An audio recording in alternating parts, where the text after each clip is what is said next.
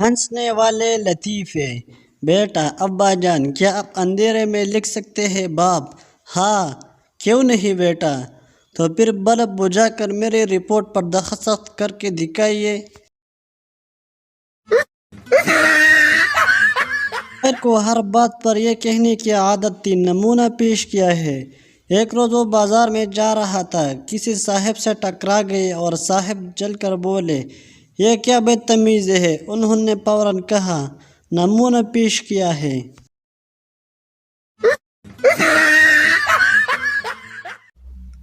ایک مقدمے میں گواہوں کے بیانات سننے کے بعد جج نے ملزم کے وکیل سے کہا کہ میں تمہارے موکل کے خلاف جا رہا ہوں، تم چاہو تو ملزم کے مزید کارروائی سے قبل اس کو الگ لے جا کر مناسب مشورہ دے دو۔ یہ سن کر وکیل ملزم کو لے کر الگ چلا گیا۔ تھوڑی دیر بعد وکیل اکیلے واپس آیا تو جج نے دریافت کیا کہ ملزم کہاں ہے؟ وکیل نے جواب دیا، وہ تو بھاگ گیا، میرا اسے یہی مشورہ تھا۔ ایک شخص ایک نجومی کے پاس گیا اور پوچھا، یہ بتاؤ ابھی تھوڑی دیر بعد کیا ہونے والا ہے؟ اس نے جواب میں کہا کہ مجھے معلوم نہیں۔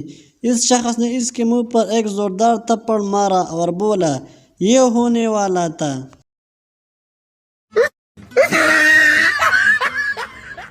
ایک سردار ٹرین چلا رہا تھا کہ اچانک ٹرین زبردست جھٹکے کھانے لگی۔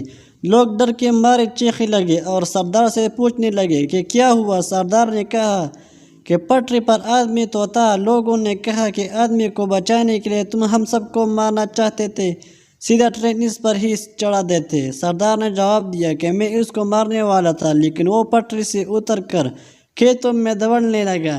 میں نے بھی ٹرین کھیتوں میں اس کے پیچھے دوڑائی، مگر وہ بچ گیا۔